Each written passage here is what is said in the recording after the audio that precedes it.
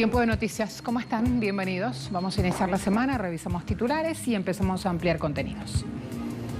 Portugal, le llegó el turno a los bancos. El gobierno se reúne con 5 entidades bancarias pidiendo acciones solidarias luego de ganar millones.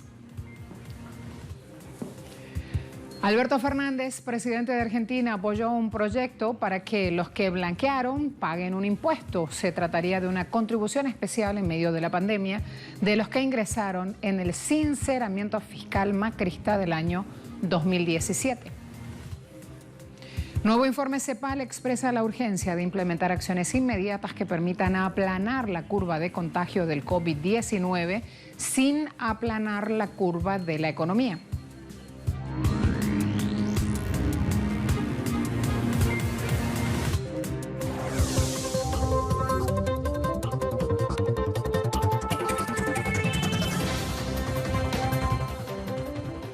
Hace pocos días, el presidente argentino Alberto Fernández dijo, en referencia al grupo Techint, que había despedido a 1.450 trabajadores tercerizados. Bueno, muchachos, les tocó la hora de ganar menos. En Argentina hay voces de expertos económicos que ya plantean lo mismo para los bancos y hablan del rol de los bancos en plena post-pandemia. ¿Por qué? Porque los bancos han levantado las jugosas utilidades que van a ver a continuación. Hay un artículo de página 12 que resume esos datos. Veamos las cifras que surgen del anexo estadístico del último informe sobre bancos del BCRA. Año 2018, las ganancias acumuladas del sistema financiero, banca pública y privada, nacional y extranjera y otras entidades, sumaron 144.417 millones de pesos. En 2019, las utilidades ascendieron a 302.863 millones de pesos. Esto significa que el año pasado, el segundo de la recesión macrista y con una inflación de casi el 55% anual, la banca más que duplicó sus ganancias. Para ser exactos, las aumentó 109,7% en 12 meses. No fueron utilidades nominales que acompañaron la indexación de la tasa de inflación. Fueron ganancias en términos reales que contabilizó el sistema. El nuevo año, este 2020, no modificó esa tendencia. En el primer mes, 2020, la ganancia global de la banca fue 27.782 millones de pesos. En enero de 2019 había sido 15.070 millones de pesos. La utilidad interanual entonces se incrementó en 84,4%. Casi ninguna otra actividad, salvo las que funcionan fuera de las normas legales, puede mostrar semejante magnitud de utilidades netas en esos años. Con estos números, entendemos por qué el Banco Central informó que no autorizará la distribución de utilidades hasta el próximo 30 de junio, para que esos excedentes permitan sostener la capacidad prestable del sistema bancario. Los bancos argentinos se resisten a entregar créditos a las pymes, abandonan a sus clientes porque deciden no financiar la cobertura de cheques y resultaron además ineficiente medio de pago para jubilados y titulares de programas sociales. La semana pasada, el viernes pasado, lo que vimos fue precisamente un ejemplo de esa situación. Miren esto en redes sociales, así están planteadas ya las cosas. Leandro Santoro, político, de hecho, habla la propuesta de Máximo K, por Máximo Kirchner, de cobrar un impuesto extraordinario a los que entraron al blanqueo, va en total sintonía con lo que se está discutiendo en el mundo. Es más, históricamente fue así. ¿O cómo se piensan que Alemania y Francia se levantaron después de la Segunda Guerra? Allí un posteo en redes sociales. Luego me voy a ir al periódico Página 12, que ha mostrado en la jornada de ayer este titular con esta información. Los bancos son planeros VIPs. ¿Cómo se entiende un planero? Un planero en Argentina es quien cobra una asignación social, por eso hablan de planeros. A los banqueros les sigue resultando, dice Página 12, más seguro y rentable prestarle al Estado, y allí justamente la información, prestarle al Estado que hacer el trabajo de prestarle al sector privado. Estoy yendo justamente a la bajada de la noticia.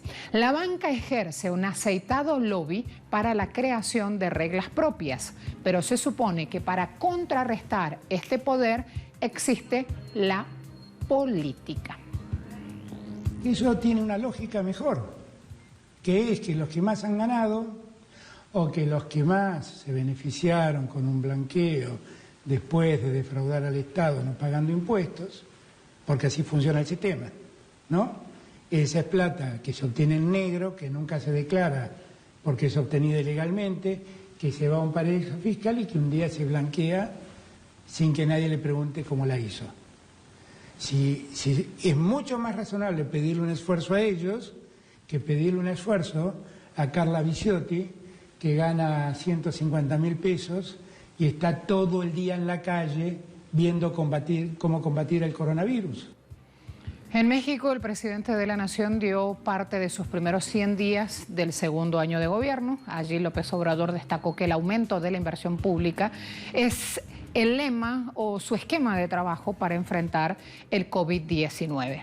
Programas sociales irán dirigidos a la población más vulnerable, se apoyará a las pymes, pequeñas y medianas empresas a través de créditos bancarios, 200.000 campesinos serán incorporados de manera extraordinaria a un programa que se llama Sembrando Vida, que ya emplea de forma permanente a 230.000 sembradores. Otros 190.000 pescadores recibirán apoyos directos a partir del mes de mayo. Se otorgarán recursos adicionales a sociedades de padres y madres de familia para el mantenimiento de 31.000 planteles escolares. También en estas medidas anunciadas se incluyen planes para democratizar el acceso al agua. Recuerden que México tiene servicio de agua potable privatizada.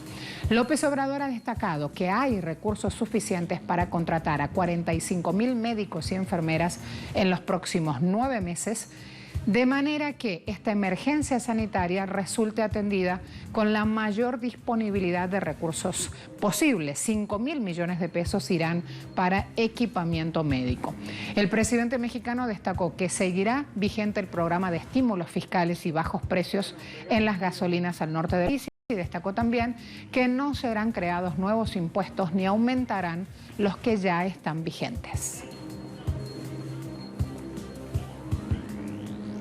El jefe de Estado mexicano a su vez anunció que aplicará una reducción de sueldo de altos funcionarios, incluyéndose a sí mismo estrategia para la reactivación económica.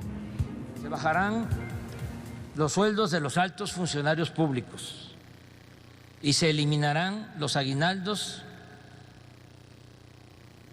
desde el cargo de subdirectores hasta el de presidente de la República.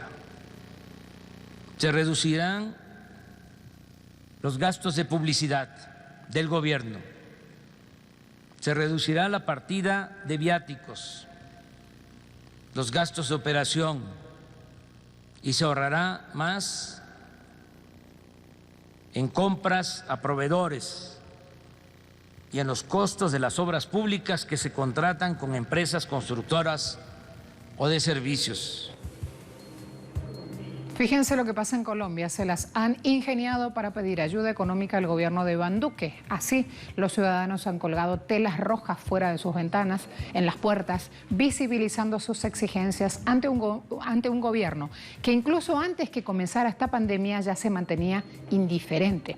Los residentes de Soacha, sur de Bogotá, una ciudad que es el hogar de una gran mayoría de trabajadores informales, obvio, de ingresos, madres solteras y de adultos mayores, colgaron estas telas en sus puertas y en sus ventanas, señal de que necesitan ayuda económica y humanitaria por parte del gobierno. Allí viven 630.000 personas, la mayoría de los residentes de Soacha son pobres, dependen de la ayuda de grupos sociales y gubernamentales. Dicen que ahora ya empezaron a recibir alimentos, pero de la oficina del alcalde local. Están pidiendo ahora más apoyo a las autoridades del gobierno nacional por el tamaño, por la dimensión de esta pandemia que enfrentan como puedan.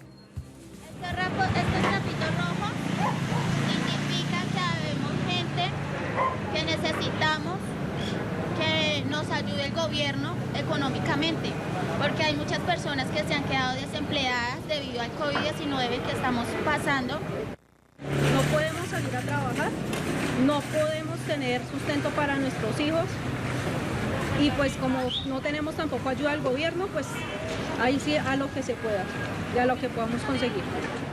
Tenemos personas que son recicladoras, personas independientes, trabajadores independientes, madres cabezas de familia, personas de bajos recursos.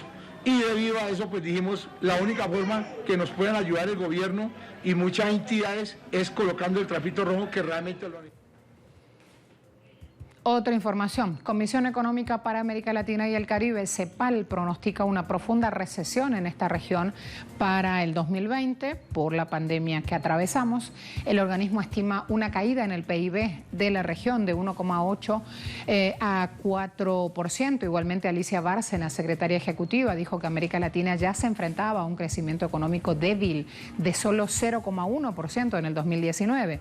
Las pérdidas ahora se suman por la caída de los principales mercados bursátiles y por la baja de las monedas frente al dólar estadounidense. Para mitigar los efectos pandémicos, estados han tomado medidas que contribuyen en la caída del valor de las materias primas y la baja en el turismo, generando baja proyección.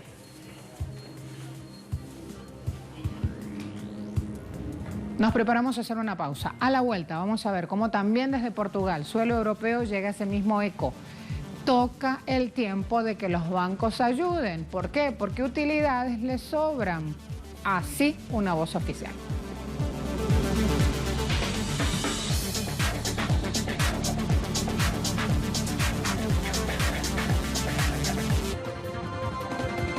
Cada portugués contribuyó para hacer viables los bancos. En este momento, sabiendo que la banca está estabilizada, es una ocasión de retribuir a los portugueses lo que hicimos. Así lo dijo Marcelo Rebelo de Sousa, presidente de Portugal, y plantea justamente una órbita y una situación completamente distinta en esta nación europea. El presidente de Portugal justamente dijo hoy que la banca debe al país una contribución muy importante por los años de la crisis y ahora es momento de que retribuya a los portugueses ese apoyo. Es una carrera contrarreloj, dijo este hombre. El país entero se está conteniendo para contener el virus y otra parte está produciendo. La banca debe entrar también. Un día más tarde es peor que un día más pronto. La economía necesita dinero más pronto, las familias necesitan dinero más pronto, los trabajadores necesitan trabajar pronto, salarios pronto. Esa lucha también es de la banca, dijo el mandatario. Hoy mantienen una videoconferencia autoridades nacionales con los presidentes de los 5 principales bancos del país: Caixa, BCP, Santander, Novo Banco y Banco BPI, para entender cómo ve el sector bancario, la situación, las medidas aplicadas por el gobierno y para discutir el tipo de apoyo que pueden dar en esta circunstancia. Por su parte, la Comisión Europea aprobó una serie de paquetes multimillonarios de ayudas para suavizar el impacto económico del coronavirus a través de subvenciones y garantías de préstamo. La ayuda estatal será de 13.000 millones de euros para la economía portuguesa, un plan de garantías estatales de 22.000 millones de euros para Polonia y un plan de 2.000 millones de euros para Grecia. Tengamos en cuenta que la petición del gobernador del Banco de España, Pablo Hernández de Cos, de mutualizar la deuda europea para responder al COVID-19 ha tenido eco en los bancos centrales de los países del sur de Europa. Los gobernadores de las autoridades monetarias de Italia y Portugal han apuntado con distintas palabras en la misma dirección, hacia algún tipo de mecanismo que permita compartir el riesgo presupuestario de financiar los estímulos o a reconstrucción posterior de la pandemia. El gobernador del Banco de Italia y miembro del Consejo de Gobierno del BCE, Ignacio Visco, ha apuntado en concreto que la Autoridad Monetaria Europea puede ampliar en volumen y en duración el programa de compras de deuda. Hacia allí van. El Premio Nobel de Economía cree que es necesaria la emisión de eurobonos en una crisis como la actual, pero advierte de que ese paso exige una solidaridad que no existe en la Unión Europea. Acerca de la pregunta fundamental que le hizo ese medio de comunicación de cuál va a ser el futuro de Europa si no hay una respuesta adecuada, el sentimiento anti-UE en países como Italia va a crecer. ¿Quién lo dijo? Allí tienen palabra de Stiglitz. El pasado jueves, el presidente de Estados Unidos, Donald Trump, invocó la ley de producción de defensa con el cual obligó a la compañía manufacturera 3M a dar pedidos de máscaras respiratorias solo a Estados Unidos. El dictamen del mandatario empuja a la compañía 3M a dejar de exportar mascarillas N95 y guantes médicos a países de América Latina y Canadá, justo en medio de la crisis sanitaria que atraviesa el planeta por la pandemia COVID-19. El viernes la compañía se pronunció, habló 3M a través de un comunicado, asegurando que han estado trabajando estrechamente con lo que busca la Casa Blanca en medio de esta emergencia sanitaria y rechazaron los señalamientos enfatizando que existen implicaciones humanitarias significativas de la interrupción del suministro de respiradores para los trabajadores de la salud en Canadá y América Latina, donde dice 3M somos proveedor crítico de respiradores. Dejar de exportar respiradores producidos en Estados Unidos probablemente causaría que otros países tomen represalias y hagan lo mismo, como ya lo han hecho algunos. Si eso ocurriera, el número neto de respiradores disponibles para los Estados Unidos en realidad disminuiría. ¿Quién lo dijo? Comunicado, respuesta a Trump de la empresa 3M. Francia podría vivir en el año 2020, este año, su peor recesión desde el fin de la Segunda Guerra Mundial por el impacto justamente de esta pandemia. ¿Quién habló? El ministro francés de Economía, Bruno Le Maire, jornada de lunes, ha dicho la peor cifra de crecimiento que Francia ha registrado desde 1945 fue el 2009, después de la crisis financiera del 2008, menos 2,2%. Es probable que estemos mucho más allá de menos 2,2% este año, advirtió Le Maire, y destacó esto muestra la magnitud del shock económico al que nos enfrentamos. Francia entrará este martes en su cuarta semana de confinamiento que tiene a muchos sectores económicos totalmente parados. Según el Instituto de Estadística francés, un mes de confinamiento cuesta a Francia alrededor de 3 puntos del Producto Interno Bruto en un año y 2 meses de confinamiento alrededor de 6 puntos.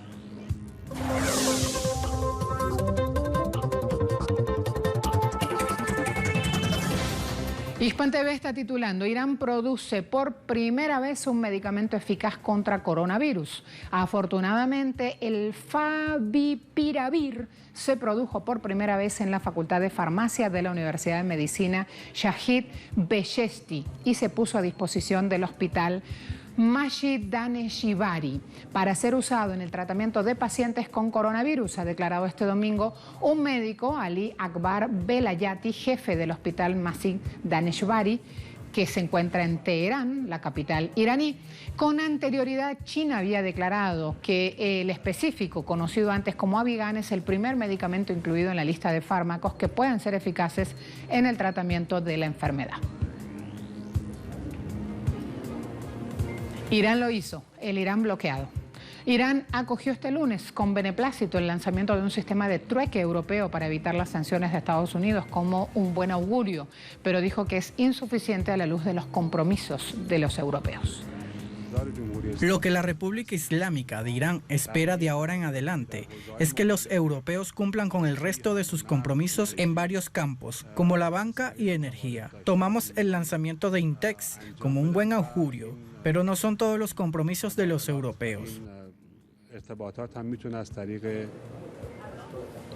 Reino Unido, Francia y Alemania dijeron la semana pasada que habían llevado a cabo la primera transacción a través del mecanismo llamado Instex para entregar suministros médicos a Irán, que ha sido duramente afectada por esta pandemia. Se han hecho llamamientos para que Estados Unidos alivie o levante sus sanciones contra Irán para que la República pueda responder de manera adecuada a la crisis, pero Washington se ha negado. INSTEC ahora funciona como un centro de intercambio de información y permite a empresas europeas comerciar con Irán sin exponerse a las consecuencias de las sanciones de Estados Unidos. Está diseñado para estar abierto a otras compañías, particularmente de China o Rusia, que también son parte del acuerdo nuclear del año 2015.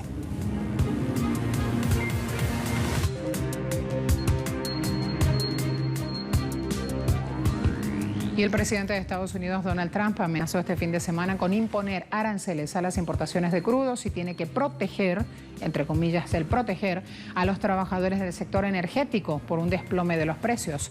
Precios del crudo que se han hundido en casi 2/3 este año ante la destrucción de la demanda que provoca la pandemia. Ante esta caída, muchas firmas energéticas entonces de Estados Unidos se enfrentan a quiebras y sus trabajadores tienen el riesgo de ser despedidos. Estados Unidos importó más de 1 millón de barriles por día de Rusia y Arabia Saudita combinados en el año 2019, según la Administración de Información de Energía. Tras reunirse el viernes con ejecutivos de la industria, Trump afirmó que no evalúa imponer aranceles por el momento, pero que es una herramienta que podría usar si no nos tratan bien.